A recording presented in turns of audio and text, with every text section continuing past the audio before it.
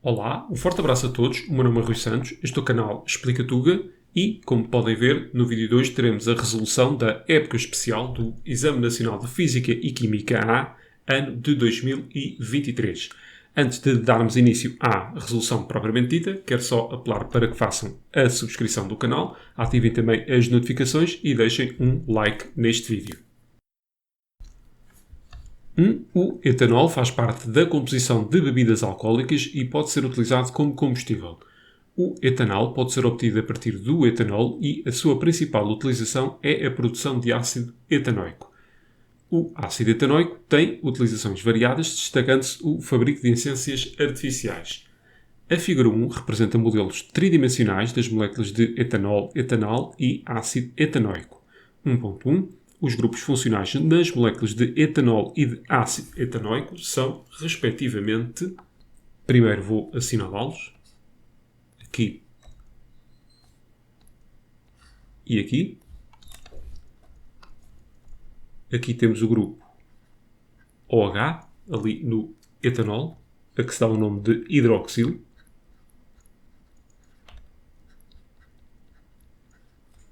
E aqui temos o grupo CO, OH, a que se dá o nome de carboxilo.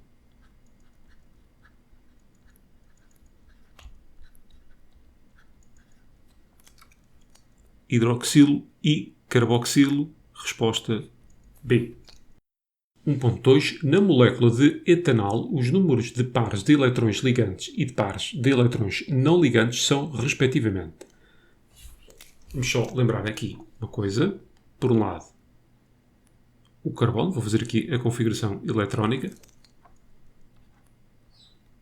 1s2. E aqui a verde, a camada de valência. 2s2. 2s2. Já o oxigênio são mais 2 eletrões. Aqui vai ficar 2s2, 2p4. Então, aqui temos 4 eletrões de valência e aqui temos 6 eletrões de valência. Vamos pôr também aqui o hidrogênio. Aqui a verde já a sua camada de valência. Um eletrão de valência. Vamos pôr aqui a notação de Lewis desta molécula. Nós temos aqui um carbono envolvido em 4 ligações simples, sendo 3 delas com hidrogénios e outra com outro átomo de carbono. E neste tipo de ligações simples vai acontecer sempre isto. Quando olhamos para cada uma das ligações, metade dos eletrões envolvidos vem de um átomo, a outra metade vem do outro. Aqui temos o carbono ligado também a outro hidrogênio ainda. E ele vai formar depois uma ligação, neste caso dupla, com o oxigênio. Agora vamos olhar para os eletrões de valência. Para cada um dos carbonos nós gastamos 4 eletrões. Para cada um dos hidrogénios gastamos 1 eletrão para cada ligação. Então não sobra nada do carbono e do hidrogênio. Já no oxigênio nós temos apenas 2 eletrões envolvidos na ligação. Faltam os outros 4. Quer dizer, vamos ter aqui 2 pares não ligantes. Vou acrescentá-los aqui também. Então, resumindo, temos 1, 2, 3, 4, 5, 6, 7 pares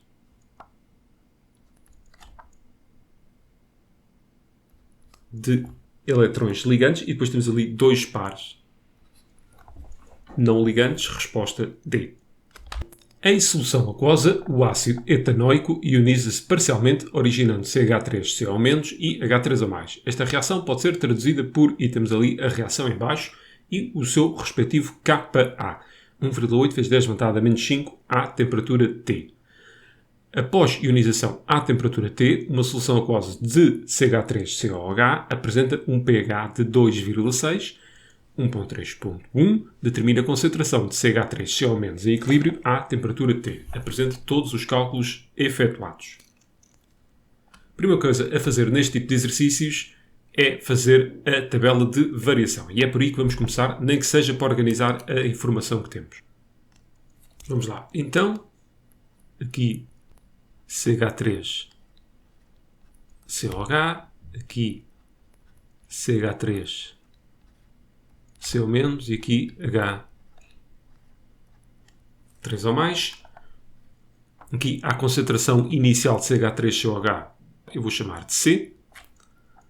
Aqui é 0 e aqui é quase 0, é aproximadamente igual a 0, isto por causa da questão da autoionização da água. Tendendo à estequiometria, menos X mais X, X, e C menos X, X, X.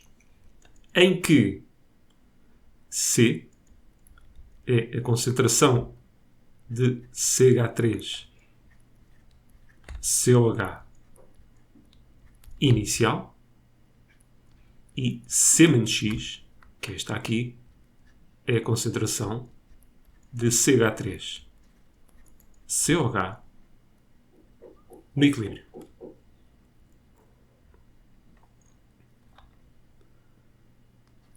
X é igual à concentração de H3O+, no equilíbrio. E pode ser calculado como? Pode ser calculado atendendo ao pH. Ou seja, isto é 10 levantado a menos pH, 10 levantado a menos 2,6, o que dá 2,51 vezes 10 levantado a menos 3. Trata-se de uma concentração mol por decímetro cúbico. Vou só tomar aqui nota do valor do Ka da reação, a fim de podermos prosseguir.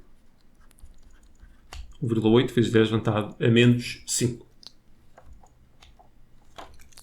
Este 1,8 vezes 10 levantado a menos 5 há de ser então igual ao produto das concentrações dos produtos.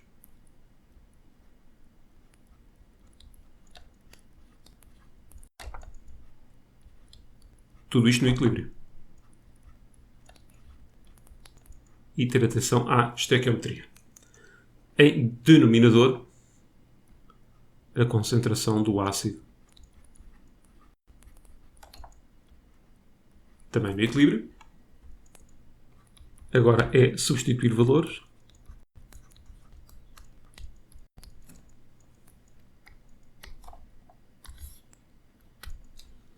Aqui é X, aqui também é X, olhando para a tabela, ou seja, 2,51 vezes 10 levantado a menos 3 ao quadrado. No denominador, aquilo que se quer calcular, a concentração de ácido no equilíbrio, está praticamente feito.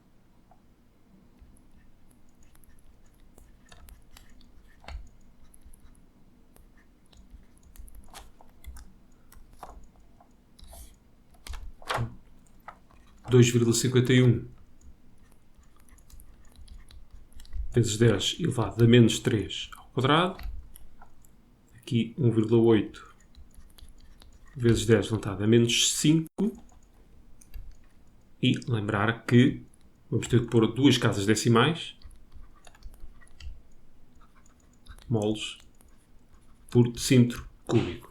Duas casas decimais. Porquê? Nós tínhamos o pH com duas casas decimais, assim como o Ka, logo o resultado final também teria de ser com duas casas.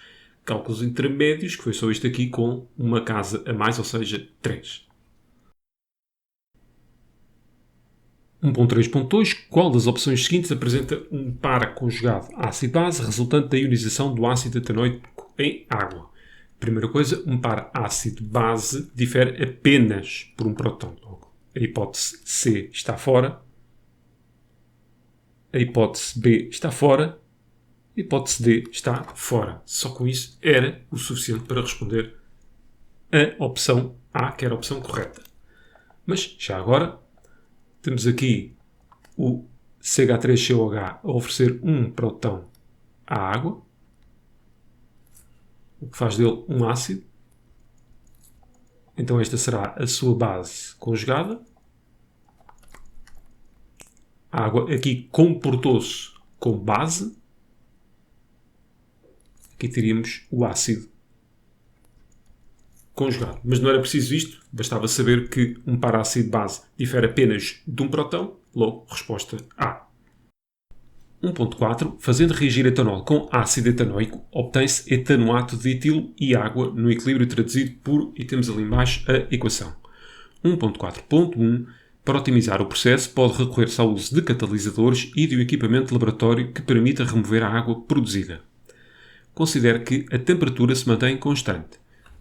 Agora tome atenção às linhas A e D em que se fala na adição de catalisadores e depois a suposta influência que isso tem no quociente da reação. A verdade é que a adição de catalisadores não influencia o quociente de reação. Os catalisadores têm apenas influência na velocidade da reação. Ou seja, quando se fala ali no uso de catalisadores para otimizar o processo, estamos apenas a falar em termos de velocidade. Agora é preciso, para já, vermos o que é o quociente de reação.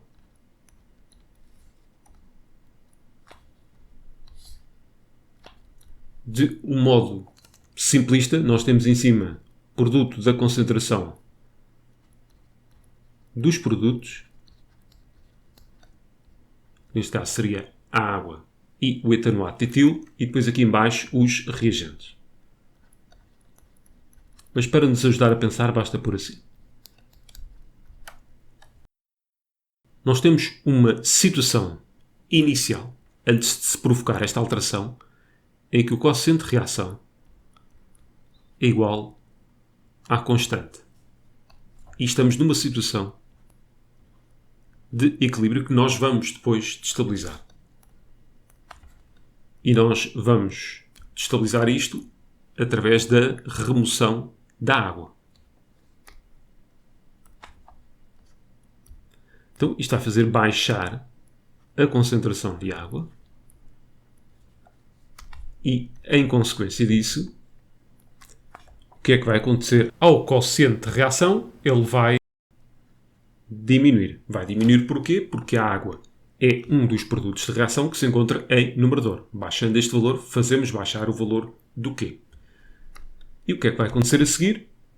O valor do Q vai ter de aumentar até igualar novamente o valor da constante de equilíbrio e vamos ter uma nova situação de equilíbrio. Então, a remoção de água, quando se remove a água, o quociente de reação passa a ser inferior à constante de equilíbrio. A linha C. 1.4.2. Num laboratório juntaram-se 40 gramas de ácido etanoico, temos ali a sua massa molar, a etanol em excesso e obtiveram-se 40 gramas de etanoato de etilo. Mais uma vez, também temos a sua massa molar. Determine o rendimento da reação, apresente todos os cálculos efetuados. Bem, primeira coisa, saber quanto é que nós adicionamos de ácido etanoico. Massa molar é igual a massa sobre quantidade de matéria, onde quantidade de matéria é igual à massa sobre a respectiva massa molar. Vamos fazer isto então para o ácido etanoico, por assim, A é que há de ser igual então a 40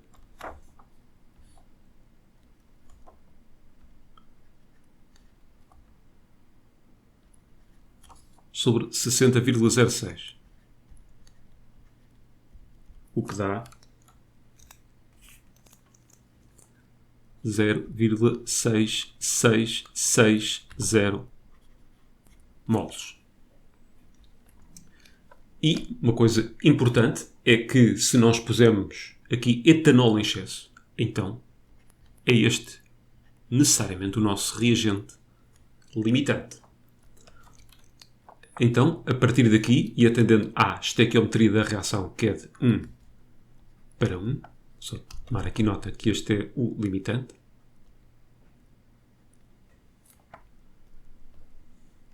então nós sabemos que o número de moles de etanoato de etilo é de 0,660 moles. Mas isto é a quantidade prevista, caso o rendimento da reação fosse de 100%. Bem, mas nós sabemos quanto é que, de facto, obtivemos. E obtivemos 40 gramas de etanoato de etilo. Vamos ver, então, quanto é que é isso em quantidade.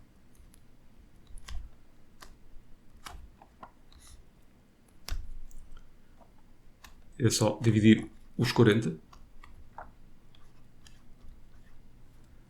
pela sua massa molar, que é 88,12, 0,4539. Só aqui um pequeno esclarecimento. O valor que nos limita mais em termos de algarismos significativos é o valor desta massa e daquela, com 3. Logo, é com 3 algarismos significativos que devemos apresentar o resultado final. Cálculos intermédios com 4. Faltam aqui as unidades. Por fim, basta fazer o rendimento, mas vou só aqui tomar nota que isto é o obtido. Então, rendimento de ser a quantidade de etanoato de etilo obtido sobre a quantidade de etanoato de etilo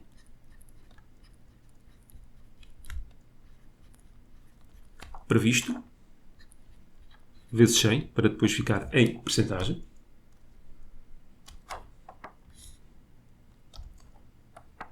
(0,4539) e aqui 0,6660 vezes 100, 68,2%. E está feita a questão.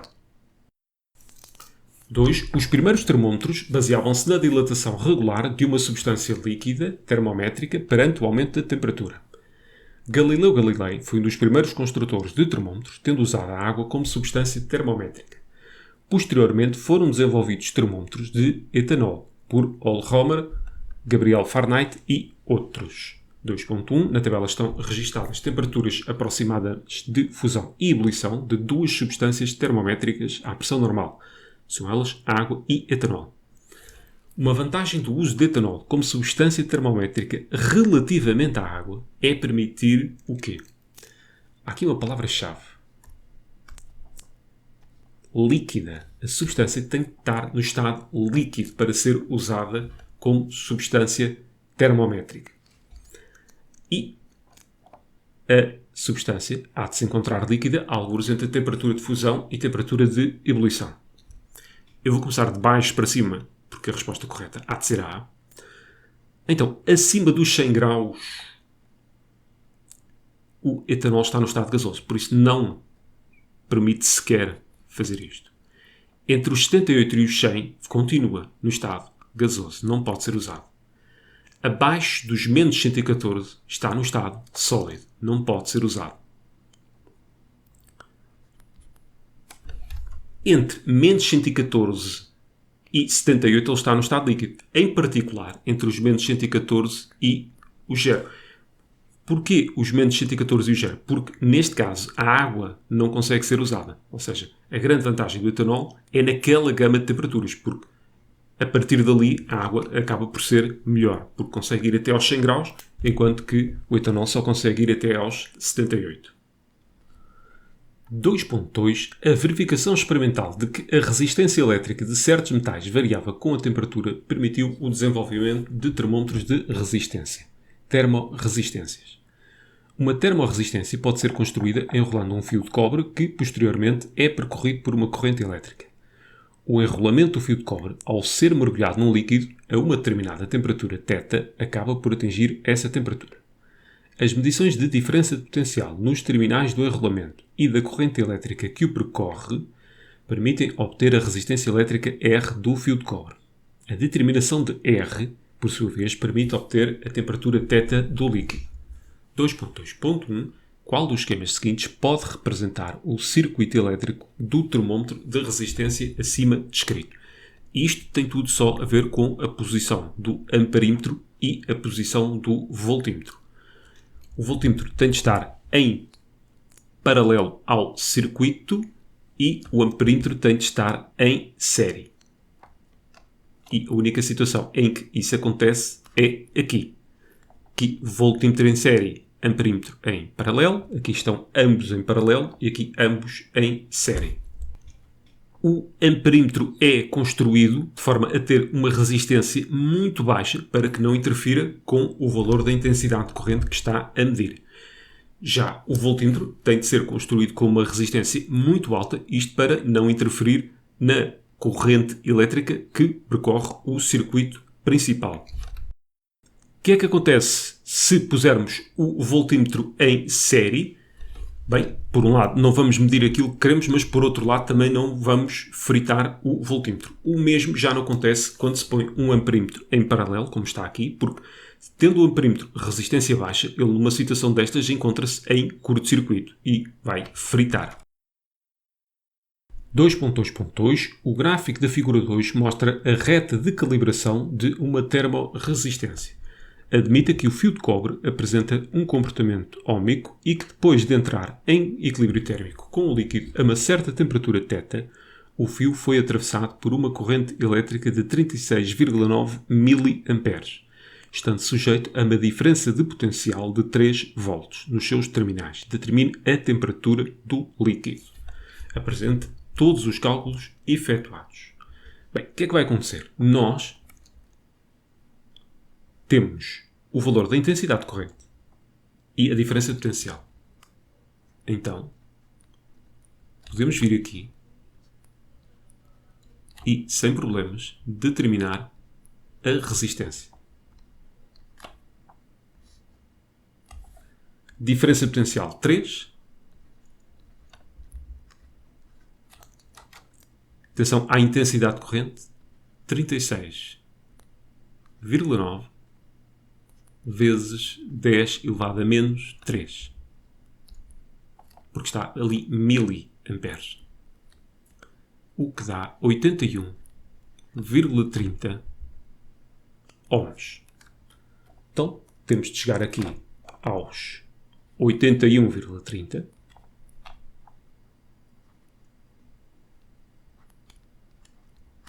e ver que ordenada é que lhe corresponde.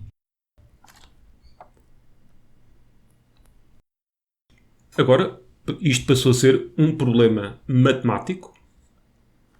Era possível fazer isto de várias maneiras diferentes. Estou agora a olhar para isto e estou-me a lembrar, por exemplo, de semelhança de triângulos, mas eu vou querer chegar à reta de calibração.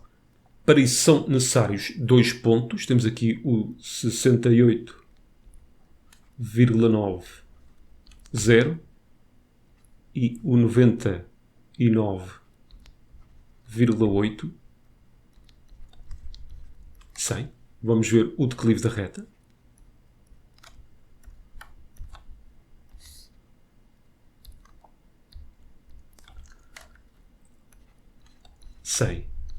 Menos 0, 99,8 menos 68,9. 3,236. Isto tem unidades, se quiserem, é graus por ohm, mas não vale a pena estar aqui a pôr. Vamos agora calcular a ordenada na origem. Nós sabemos que a nossa reta vai ter este aspecto, θ, igual a 3,236 vezes r mais a ordenada na origem. Agora só precisamos de pôr aqui um ponto qualquer. O mais prático é este, porque tem aqui uns zeros que dão jeito. Substituindo aqui por 0 e aqui por 68,9,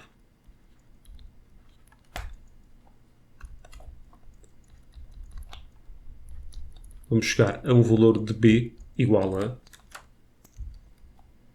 menos 223,0. Este sim encontra-se em graus.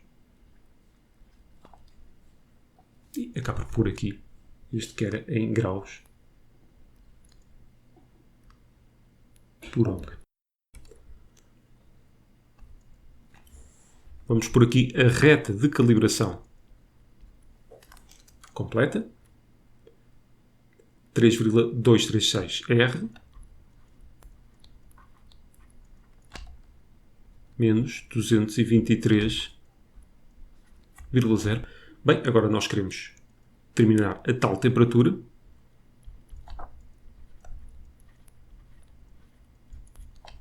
(81,30) menos 223,0, 40,1 graus. Aqui tínhamos 3 algarismos significativos, aqui com 3. Foi por isso que nos cálculos intermédios usámos 4 e agora o resultado final com 3. 3. Uma solução alcoólica é armazenada numa garrafa de vidro. Um feixe de luz que se propaga na solução alcoólica sofre um desvio na sua direção de propagação ao atravessar a superfície de separação entre a solução alcoólica e o vidro, como se representa na figura 3. Considere que a velocidade de luz no vidro é de 1,97 vezes 10 à oitava, metros por segundo. Determine o índice de refração da solução alcoólica. Apresento todos os cálculos efetuados. Vou só dar aqui nomes aos meios, aqui meio 1 e aqui meio 2. A linha tracejada é a normal, por isso este é o ângulo de refração, mas este não é o ângulo de incidência. Este há de ser o ângulo de incidência que eu vou chamar de θ1. θ1 será então 90 menos 63,0, ou seja, 27 graus. Agora, duas coisas importantes. A relação entre índice de refração e velocidade da luz nesse meio. C é a velocidade da luz no vácuo. E agora também a lei de Snell-Descartes, seno de θ1 N1 é igual ao seno de θ2 N2. Aqui temos o ângulo de incidência e aqui ao lado temos o ângulo de refração.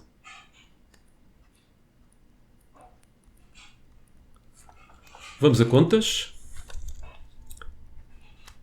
Seno de 27 graus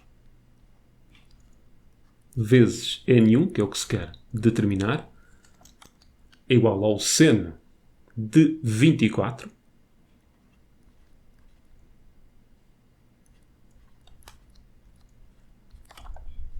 vezes o índice de refração do meio 2 que nós podemos calcular. É igual a C, está tabelado,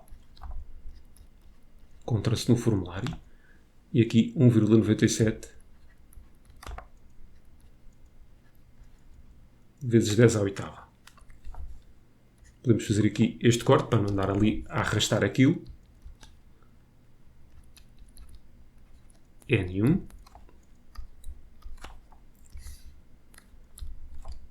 há de ser 124 vezes 3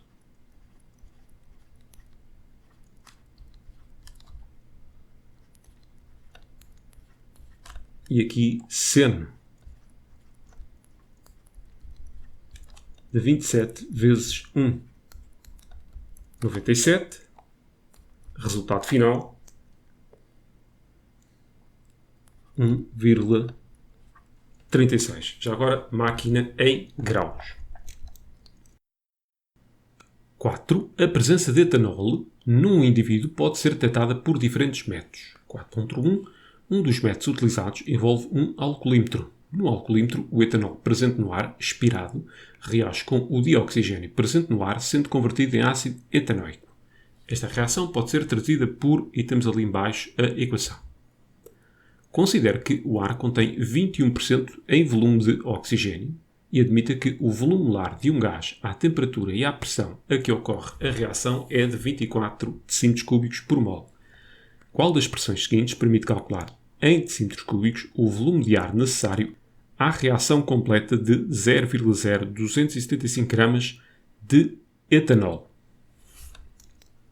Vamos por partes. Nós temos a massa de etanol e esta proporção só é válida em quantidade. Por isso,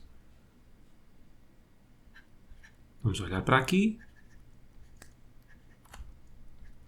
Massa molar é igual a massa sobre quantidade de matéria. Logo, quantidade há de ser igual a massa sobre massa molar. Então, quantidade de etanol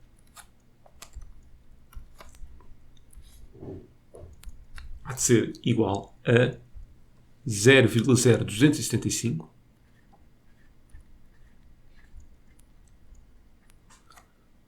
sobre a sua massa molar, que está ali em cima, 46,08. Isto está em moles, mas não vamos fazer as contas porque eles também não as fizeram. Olhando para aqui, a estequiometria entre os reagentes é de 1 para 1. Logo, quantidade de oxigênio necessária é igual a isto.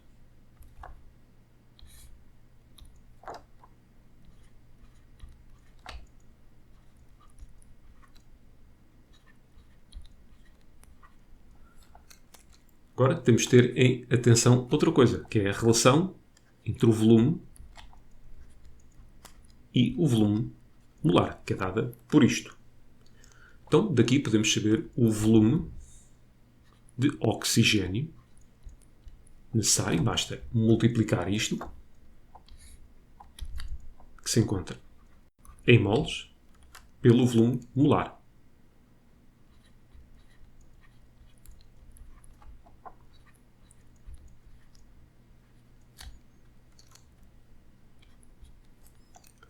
Vinte e quatro vírgula zero e neste momento está em decímetros cúbicos. Vamos olhar agora para a percentagem em volume de oxigênio no ar. Então, em 100 decímetros cúbicos de ar, nós vamos ter 21 decímetros cúbicos de oxigênio.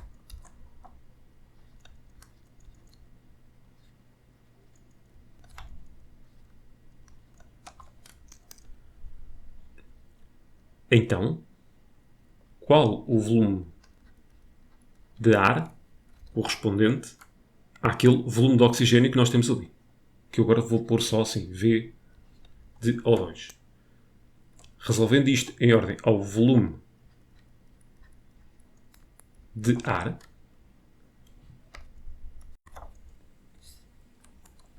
ficar com 100 vezes o volume de O2, que é aquele matacão todo, sobre 21. Então, em particular, o que é que nós temos? Temos ali um 100, um 21 em denominador, e depois o V de O2, que é isto tudo, seja 0,0275 vezes 24,0 vezes 46,08. Bem, qual a linha? É a linha B.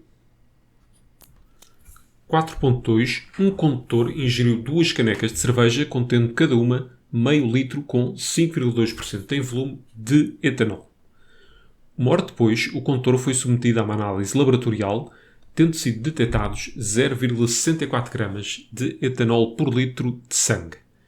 Considere que nem todo o etanol ingerido chega à corrente sanguínea. O condutor tem 6 litros de sangue e o seu organismo removeu na primeira hora 8,5 gramas de etanol da corrente sanguínea. A massa volúmica do etanol é 0,789 gramas por centímetro cúbico à temperatura e à pressão do organismo do condutor. Mostra que 30% em massa de etanol ingerido chegou à corrente sanguínea durante a primeira hora após a ingestão das 2 canecas de cerveja. A primeira coisa é sabermos qual a massa de etanol ingerida pelo homem. Mas, antes disso, temos que descobrir qual o volume de etanol que ele ingeriu. Nós sabemos que ele tomou 2 canecas de cerveja.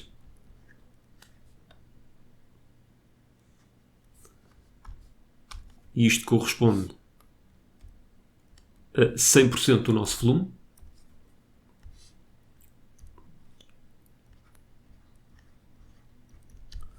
E nós queremos saber quanto é que é 5,2% disto, que é o volume de etanol. E, sendo assim, o volume de etanol há de ser 0,0520 e isto está em litros. Como alternativa, esta forma de trabalhar com percentagens é só multiplicar o nosso volume, que é de 1 litro, por 0,052 quando queremos descobrir quanto é que é 5% disso. E chegávamos ao mesmo valor.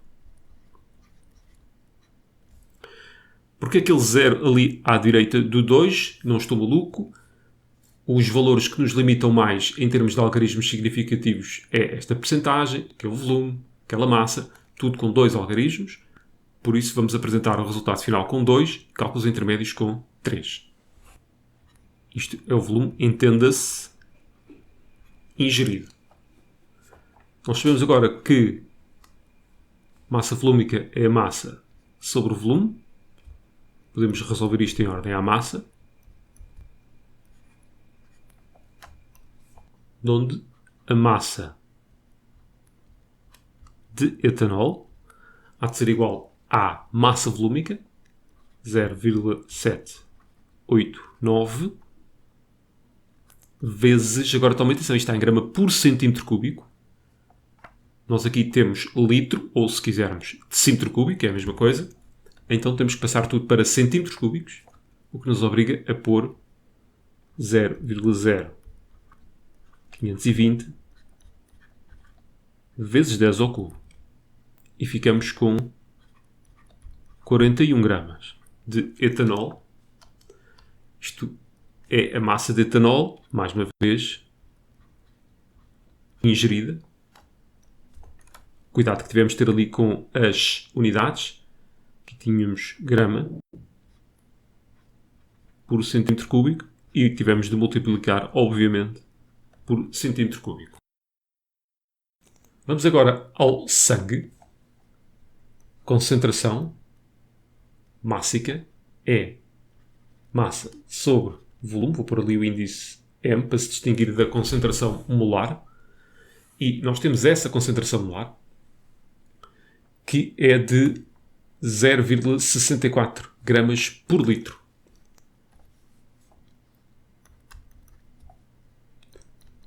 Então, massa há de ser igual à concentração molar vezes o volume. Então, a massa de etanol há de ser igual à concentração, 0,64, gramas por litro vezes o volume de sangue. 6 litros. Ficamos com 3,84 gramas de etanol, isto no sangue. Vamos agora tomar atenção, isto porque na altura achei este enunciado um pouco confuso. O homem ingere álcool. Parte desse álcool vai chegar à corrente sanguínea, outra parte não. A parte que vai chegar à corrente sanguínea não vai lá ficar para sempre, ou seja, o organismo vai eliminando aquilo ao longo do tempo. E o que é que nós sabemos? Sabemos que ele ingeriu 41 gramas de álcool, temos aqui esse valor, e sabemos que no sangue, isto ao fim de uma hora, só lá estavam 3,84. Então, para chegarmos àquele valor dos 30%, temos de somar os 3,84 gramas que estavam presentes naquele momento no sangue, temos de lhe somar os 8,5 gramas que, entretanto, o organismo já tinha eliminado do sangue, e tudo isto somado dá a massa de etanol que foi diretamente para o sangue. Ou seja, aquilo que o organismo absorveu. E vamos ter que dividir isto pela massa de etanol ingerida, e isto a dar os 30% que nos tinham pedido. 4.3. O primeiro dispositivo prático para a detecção de álcool no organismo humano ficou conhecido como teste do balão. A presença de etanol no ar expirado era detectada por uma alteração de cor devido à reação traduzida, e temos ali a reação em baixo. Na presença de etanol observa-se uma determinada cor, sendo o íon dicromato a espécie oxidante ou redutora. Vamos primeiro aqui. Nós temos aqui o íon dicromato, aquele 2, ou seja, os coeficientes estequiométricos não são para aqui chamados. Nós temos 2 íons crómio, o número de oxidação do oxigênio, salvo o caso dos peróxidos, é menos 2. E tudo isto tem de igualar a carga do íon, que também é menos 2. Então, vamos ficar aqui com menos 2 mais 14, ou seja, 12, de onde aqui temos número de oxidação 6. Aqui é diretamente a carga do íon, ou seja, mais 3. Então, daqui para aqui, houve um ganho de eletrões. Ou seja, ele reduziu-se de onde se comporta como oxidante. Vamos já tirar esta e pensar na cor. Esta reação só vai existir se nós tivermos o álcool presente. E caso isso aconteça, vamos observar esta transição de cor de laranja para verde. Então, na presença de etanol, observa-se a cor verde. Então, a resposta correta é a D. Vamos continuar com o tema do alcoolismo. Questão 5. O tempo de reação é o intervalo de tempo entre a geração de um estímulo visual, auditivo ou outro e a resposta motora. 5.1. Na condução sob o efeito do álcool, há um aumento do tempo de reação e, consequentemente, do risco de acidentes rodoviários.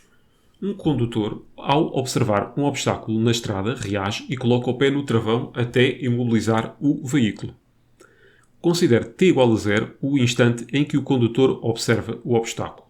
Na figura 4, apresentam-se os gráficos do módulo de velocidade v de um condutor, sistema veículo mais condutor, em função do tempo t, quando estava sóbrio e quando se encontrava sob o efeito do álcool.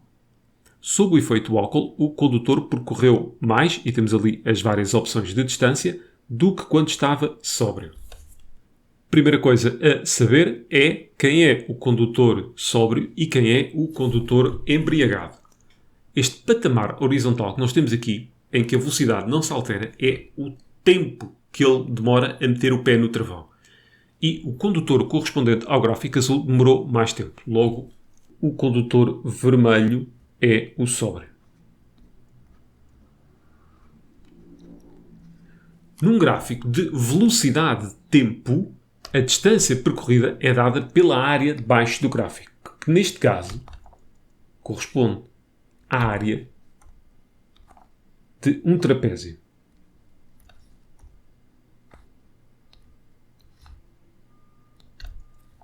Em que temos aqui a sua base menor, base maior e aqui a sua altura, sendo que a área é igual à soma das bases sobre 2 vezes a altura.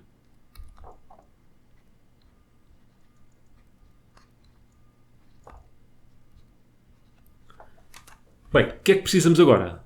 Precisamos de tirar aqui algumas linhas auxiliares para sabermos os valores que temos de pôr.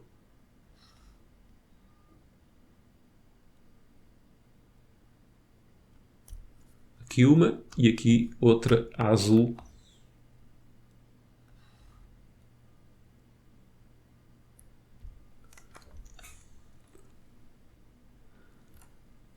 E agora tomar nota dos valores. Começar aqui pelo vermelho.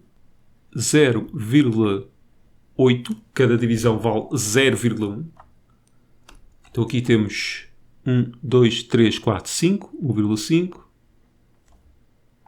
Aqui 4,8.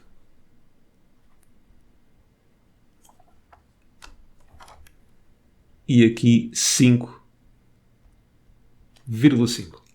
Eu vou já fazer a conta toda de uma vez. Ou seja, vou fazer já a diferença das distâncias.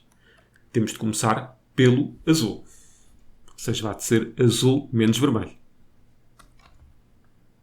Então, D é igual... Eu vou usar as cores que usei ali. Ou seja, começar pelo azul.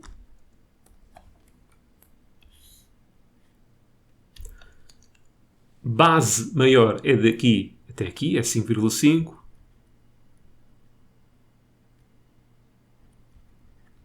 Base menor, 1,5. Sobre 2 vezes a altura, que é igual para ambos. 25. Aqui menos, e agora vou escrever a vermelho.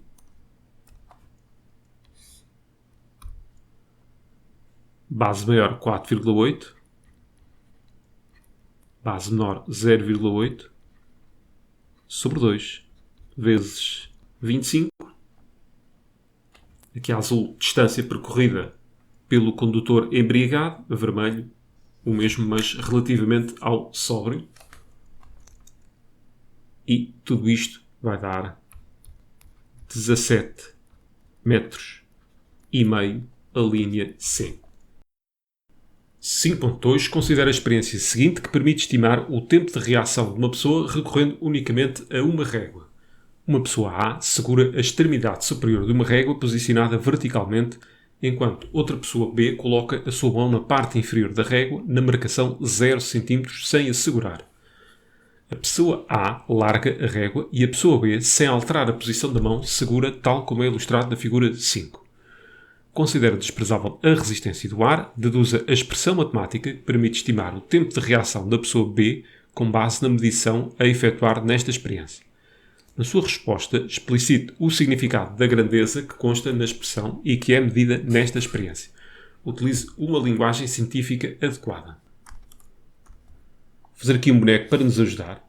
As linhas azuis correspondem às posições iniciais das mãos da pessoa A e da pessoa B.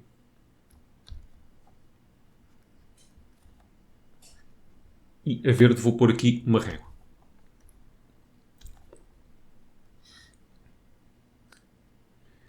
Isto é a posição inicial e depois vou pôr aqui a posição final.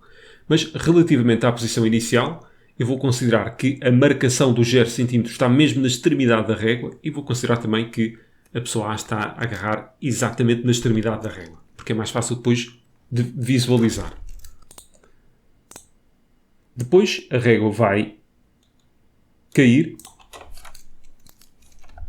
e a pessoa B vai agarrá-la aqui nesta posição.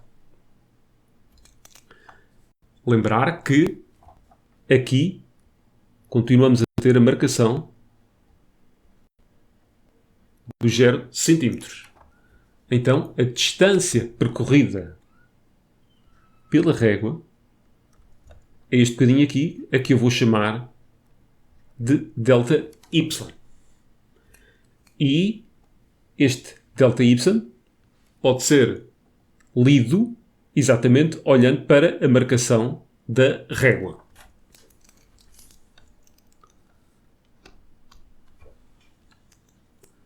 Então, vou pôr aqui delta y é igual à distância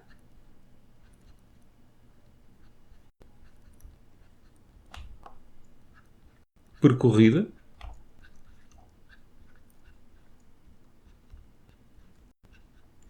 pela régua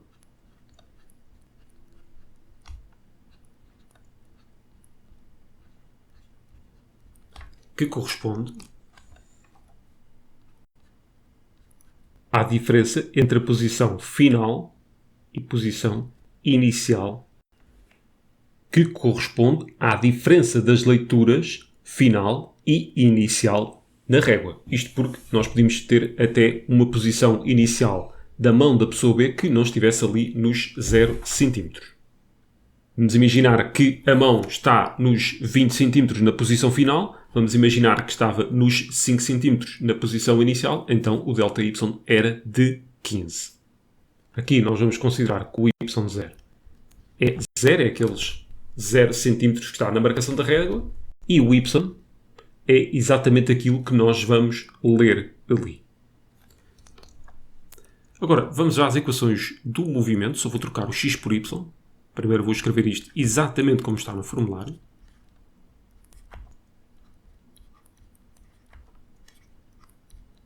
Agora vamos adaptar à nossa realidade.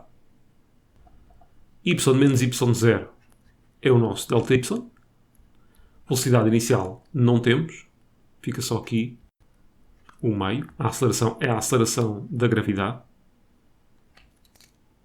E temos aqui este t².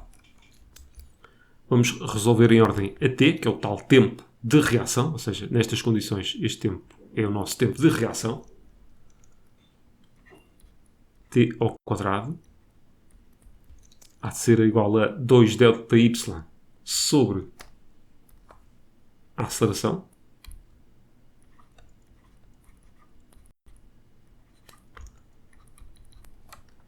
De onde vamos ficar aqui finalmente com a tal expressão.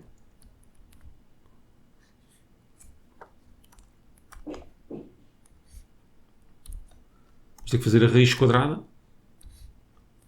de 2 ΔY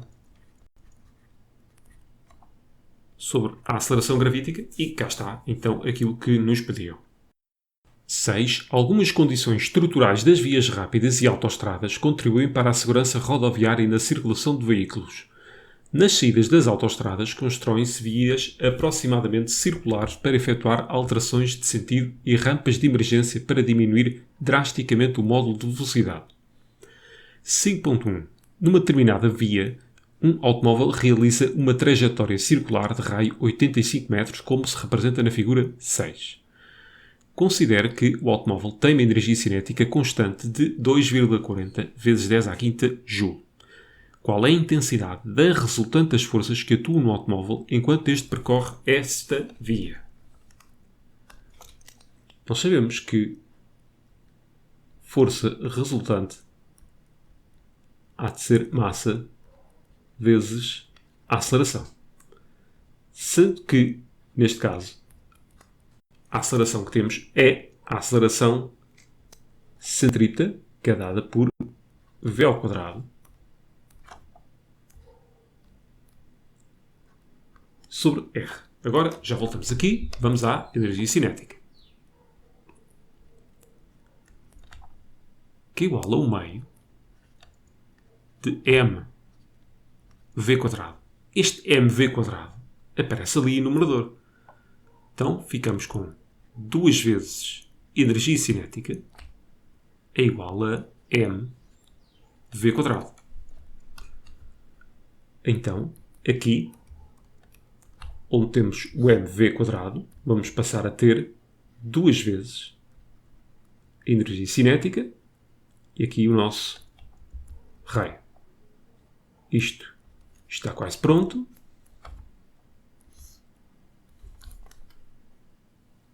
Duas vezes isto.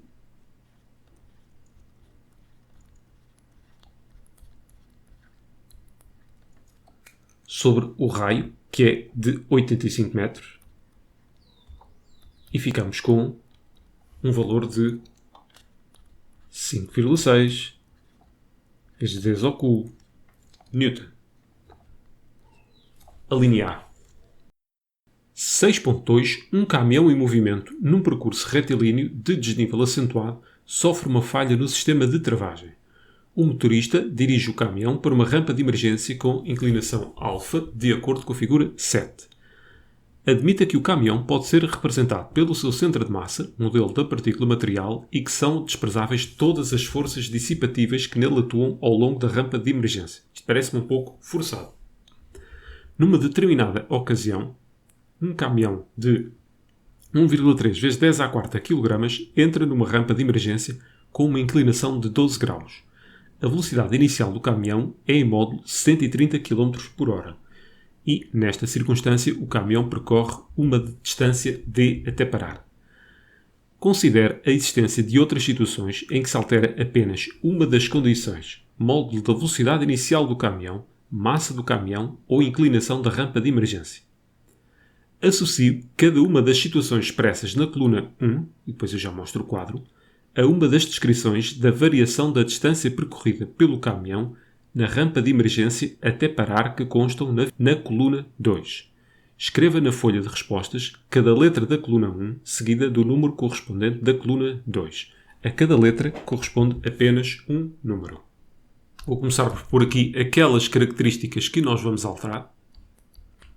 Uma inclinação de 12 graus, uma massa de 1,3 vezes 10 à quarta kg e uma velocidade de 130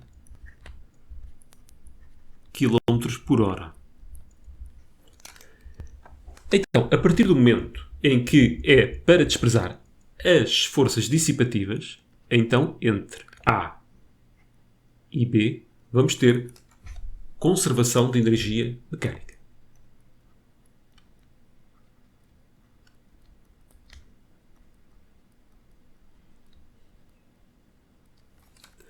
Se considerarmos este nível o nosso nível de referência para o cálculo da energia potencial, então aqui a energia potencial é nula. Desta forma, a energia mecânica em A resume-se à sua energia cinética e em B temos apenas energia potencial porque o caminhão se imobiliza em B.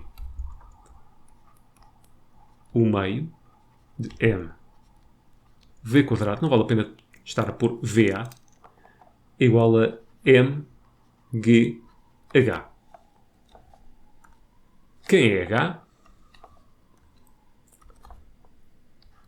H é esta altura.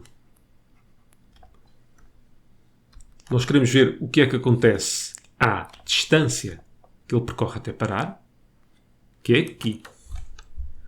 Então, olhando para este triângulo retângulo, nós vemos que o seno de alfa, isto porque H é o cateto oposto, é igual ao cateto oposto sobre a hipotenusa que é D. Vamos cortar aqui as massas.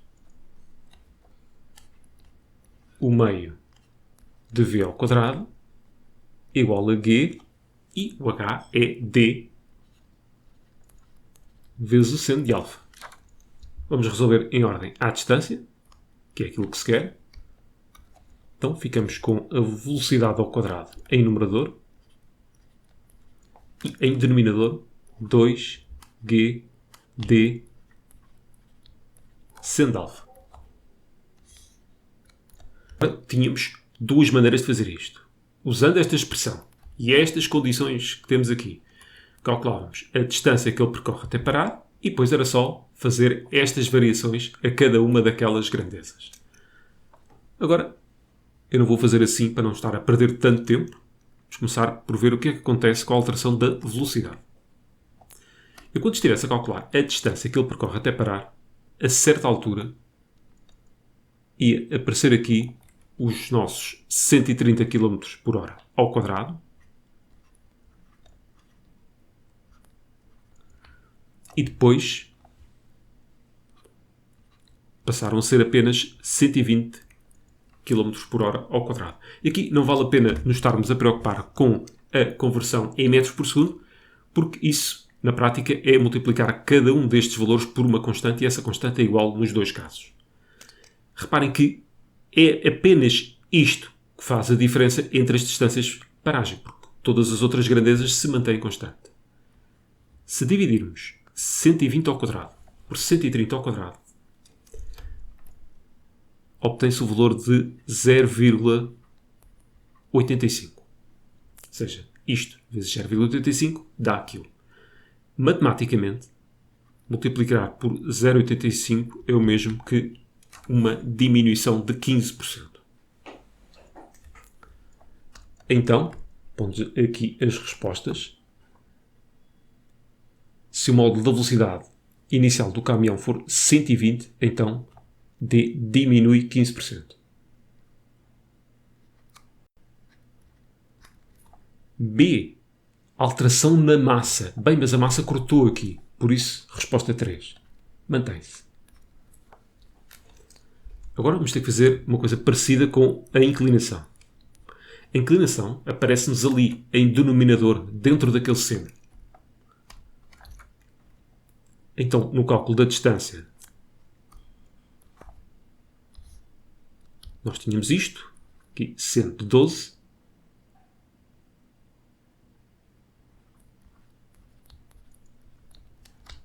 e aqui passou a aparecer um seno de 10. Fazendo o mesmo, ou seja, dividindo isto tudo por aquilo tudo, obtém-se o valor de 1,2, que matematicamente corresponde a um aumento de 20% daqui para aqui. Isto porque aqui variamos apenas a inclinação, que aparece ali dentro daquele seno, e todas as outras grandezas se mantiveram constante. Então, aumento de 20 é 4.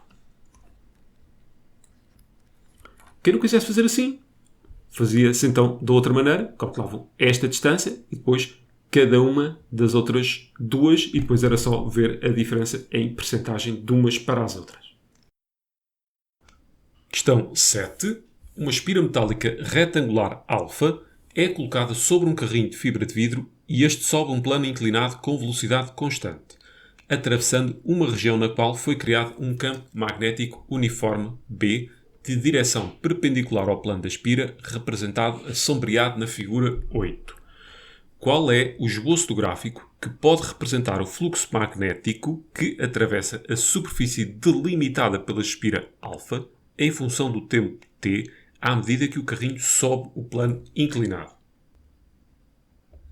Temos ali a nossa espira alfa em cima do carrinho e ali aquela região onde foi criado o campo magnético B. Como temos cruzes, quer dizer que em cada ponto daquela região o vetor campo magnético aponta no sentido dos vossos olhos para o monitor. Fluxo magnético é igual à área vezes o campo vezes o cosseno do ângulo. Ângulo, neste caso, é o ângulo que a normal à espira faz com o campo magnético. Só uma pequena nota, vocês do formulário têm aqui o ângulo representado por alfa e eu aqui usei θ para não se baralhar ali com a questão da espira. Agora, temos de ver é o seguinte. A evolução do fluxo magnético em função do tempo. Qual ou quais destas grandezas é que evoluem com o tempo? Campo magnético é aquele que ali está, é sempre o mesmo. O ângulo também não vai mudar. Aquilo que vai mudar é a área.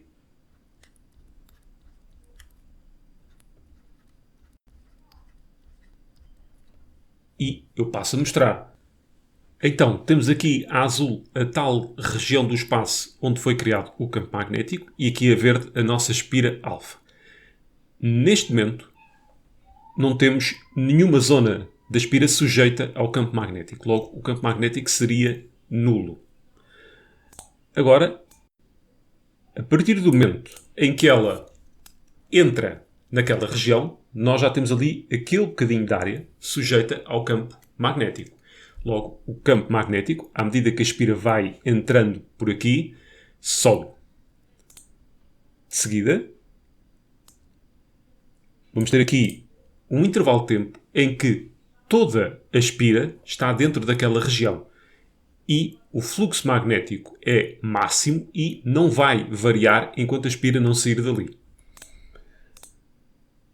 Só quando ela abandona aquela região, então é que a área sujeita ao campo magnético é que começa a diminuir.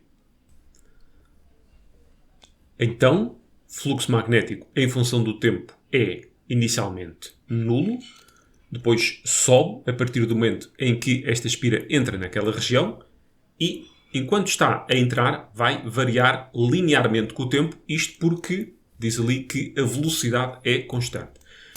Quando toda a espira está imersa naquele campo, vamos ter ali um intervalo de tempo em que o fluxo magnético é máximo e não vai variar, e depois a espira abandona aquela região e vamos ter uma diminuição da área, que também é linear em função do tempo. Agora, olhando aqui para as opções A e C, reparem que o módulo daqueles declives não é igual. E essa situação só seria possível se a velocidade de entrada da espira naquela região fosse superior à velocidade com que sai. Porque, pensando agora em valores absolutos, aquele declive é superior àquele. Então a resposta é a resposta A, isto porque aqueles declives em módulo são iguais. 8. Em 1814, um físico detectou no espectro do Sol uma série de riscas negras que viriam a ser conhecidas como riscas de Fraunhofer. Alguns anos depois, seria um químico, R. Bunsen, a identificar a causa destas riscas negras no espectro solar. No laboratório, Bunsen observou que certas substâncias, ao serem aquecidas no bico de Bunsen, testes de chama, originavam espectros de linhas brilhantes característicos e relacionou, para determinados elementos químicos, espectros de absorção com espectros de emissão. Atualmente, a pesquisa de elementos químicos também é feita na atmosfera de exoplanetas. Na atmosfera do planeta WASP-121b foram inicialmente detectados dois elementos, cálcio e um outro aqui designado por X, letra que não corresponde ao símbolo do elemento químico. Recentemente também foi detectada a presença de bário na atmosfera do exoplaneta. 8.1. Para determinar a energia de remoção dos eletrões dos átomos, utiliza-se a espectroscopia fotoeletrónica, PES. A figura 9 mostra um excerto do espectro de dois elementos do bloco S da tabela periódica, presentes na atmosfera do WASP-121b, o cálcio e o elemento X. No excerto figuram as energias de remoção dos eletrões de valência destes dois elementos. Já estou cansado. Os dois elementos pertencem ao mesmo grupo ou não? Bem, ou é do grupo 1 ou é do grupo 2, porque estão ali no bloco S. Aparece aqui número relativo de eletrões. Então, quer dizer que X, o elemento X e o elemento cálcio têm o mesmo número relativo de eletrões. Sendo assim, não há dúvidas que pertencem ao mesmo grupo.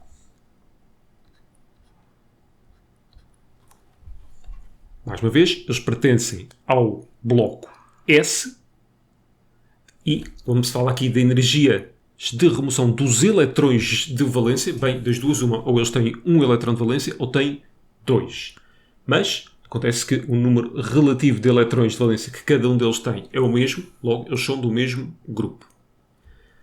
Agora só falta saber qual dos elementos é que tem o número atómico superior. Vamos ver aqui para já uma coisa. Se isto for a tabela periódica, se pensarmos aqui em energia de ionização, que no fundo é um caso particular de uma energia de remoção, nós vemos que ela evolui nesta direção e sentido. Ou seja, ao longo do período aumenta e depois aqui ao longo do grupo diminui. Aquilo que nós verificamos é que temos a energia de remoção de X superior à do cálcio. Então o X tem que estar aqui em cima e o cálcio tem de estar aqui em baixo. Para já, nós já sabemos que eles são do mesmo grupo e este tem energia de ionização superior, atendendo aqui à forma como evolui a energia de ionização na tabela periódica.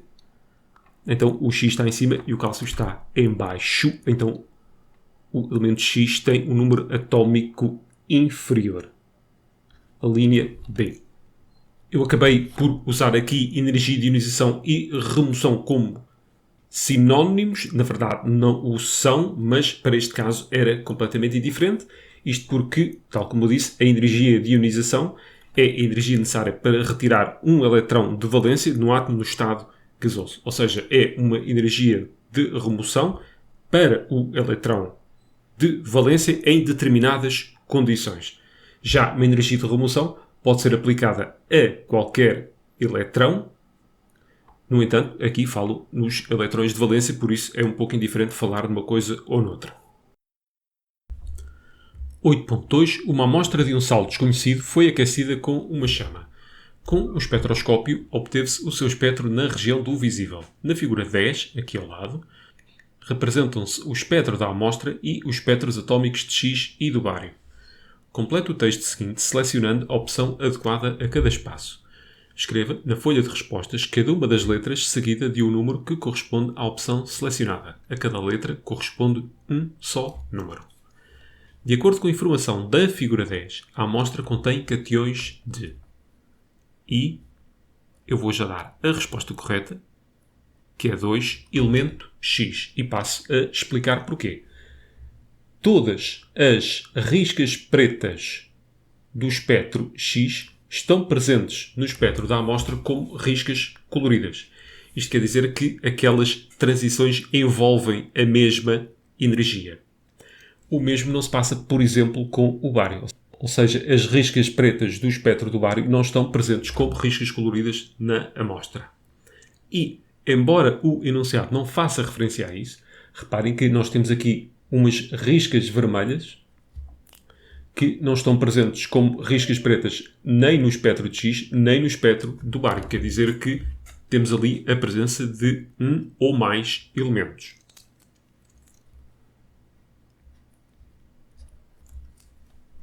Aqui fala-se em espectros de emissão e absorção. Emissão preto com riscas coloridas, absorção colorido com riscas pretas. Uma vez que o seu espectro, este seu refere-se a quem? Refere-se à amostra. E o da amostra é a de emissão. Resposta 1. Vamos então agora ao resto. De onde é que nasce um espectro de emissão?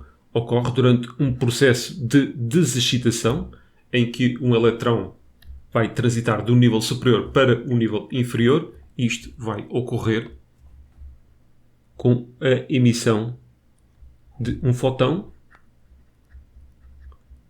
que vai ser detectado ali como sendo uma risca colorida.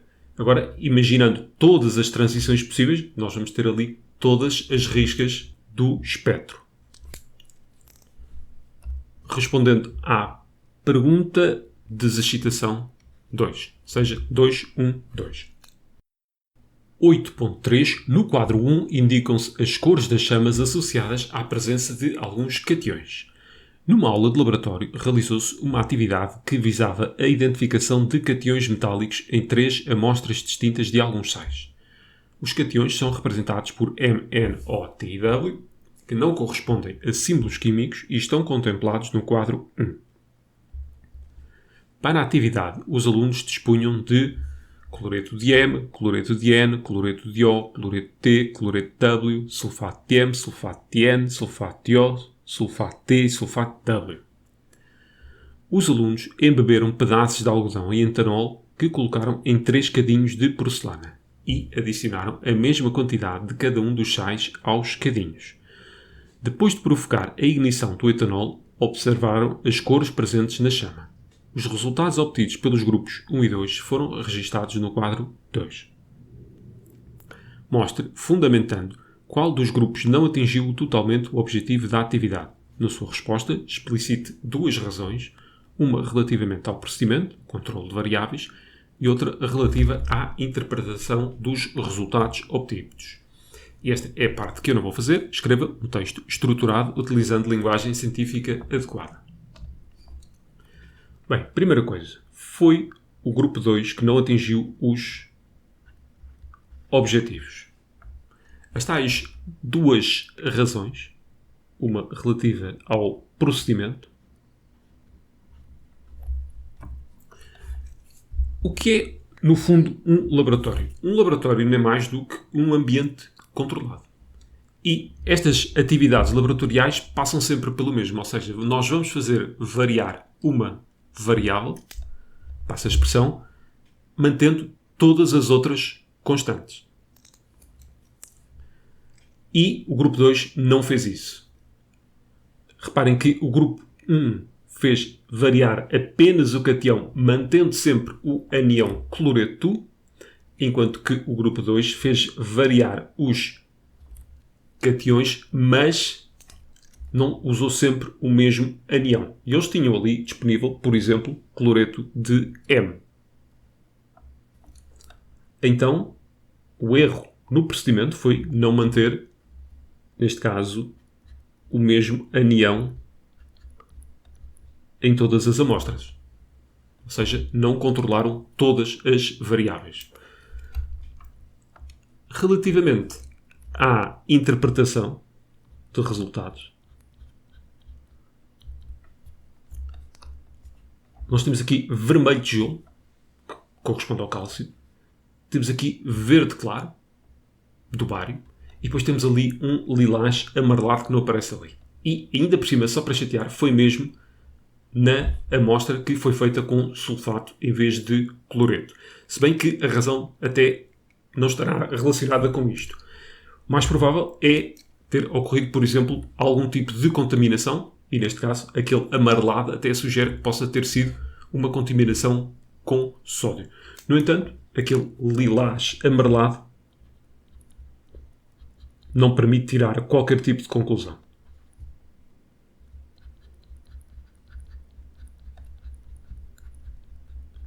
Ou seja, obtiveram uma cor que não corresponde a nenhuma daquelas que ali está. E falta então, neste caso, elaborar o tal texto. 9. Uma bola de voleibol V e uma bola de futebol F foram lançadas verticalmente de baixo para cima a partir da mesma posição y0, com velocidades iniciais de módulos 5 e 4 metros por segundo, respectivamente, de acordo com a figura 11. Admita que y0 é o nível de referência da energia potencial gravítica, a resistência do ar é para ser desprezada, as bolas podem ser representadas pelo seu centro de massa, modelo da partícula material. Determine, mediante considerações energéticas, a razão entre a altura máxima atingida pela bola de voleibol e a altura máxima atingida pela bola de futebol. Apresente todos os cálculos efetuados. Sabemos que aqui as energias potenciais são nulas.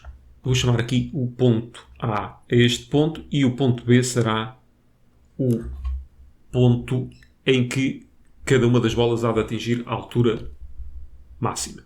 Não é o mesmo para V e F. A energia mecânica em A e B são idênticas a partir do momento em que a resistência do ar é desprezável. Aqui em baixo, a energia potencial é nula e nós temos apenas energia cinética.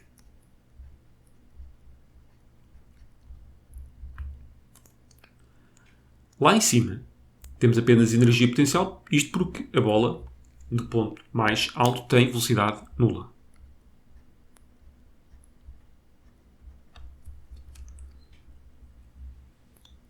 Então,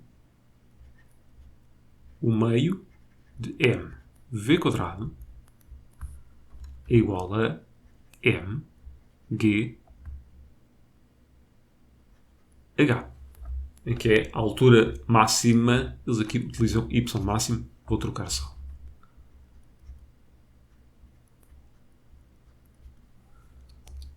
Então, a massa não vai ser relevante. Vamos resolver isto só em ordem ao y máximo.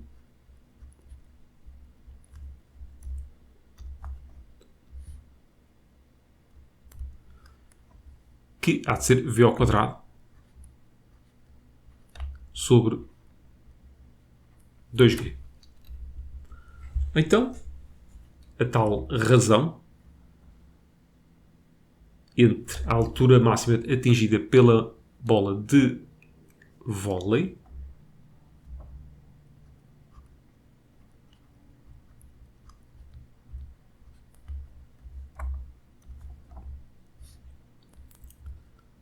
e aqui o y máximo da bola de futebol, como é que isto vai ficar?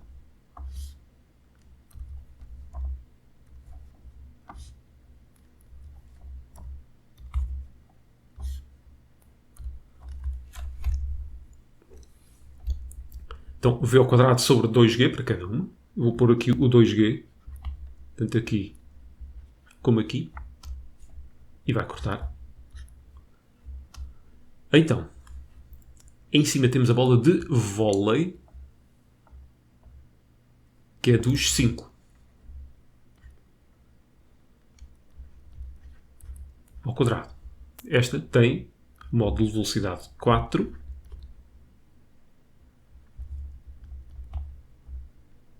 Então, isto vai dar 25 sobre 16,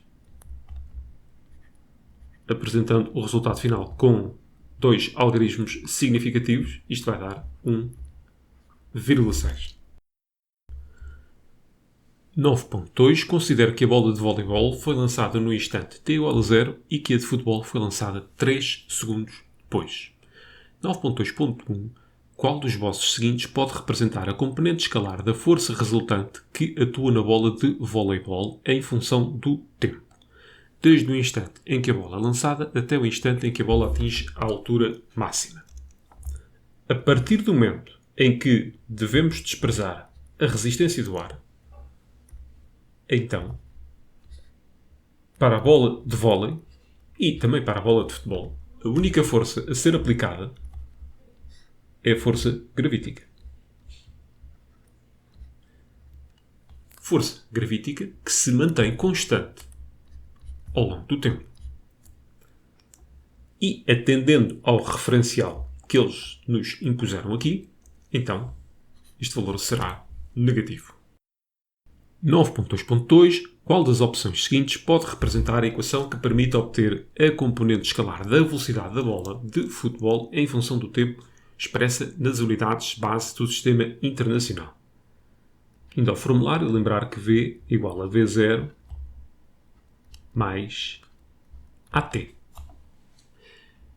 Mas, tendo em conta o referencial escolhido, então este V0 tem que ser positivo e esta aceleração tem de ser negativa, isto porque nós temos aqui a força gravítica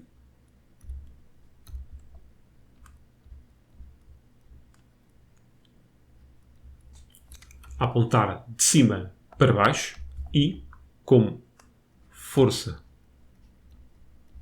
é igual a massa vezes aceleração, a força e a aceleração têm sempre a mesma direção e sentido.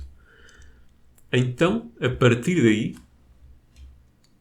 podemos tirar a opção A e a opção C. Isto porque a aceleração que eles põem aqui é positiva. Nós sabemos que a bola de futebol foi lançada 3 segundos depois da bola de vôlei. Ou seja, aqui aos 0 segundos foi lançada a de vôlei, aqui aos 3 foi a de futebol. Então, quando calculamos a velocidade da bola de futebol no instante 3, isto tem que dar aqueles 4 metros por segundo. E isso só vai acontecer se nós pusermos ali t menos 3 em vez de t mais 3. Então, vamos desprezar também a opção D e a opção correta é a B.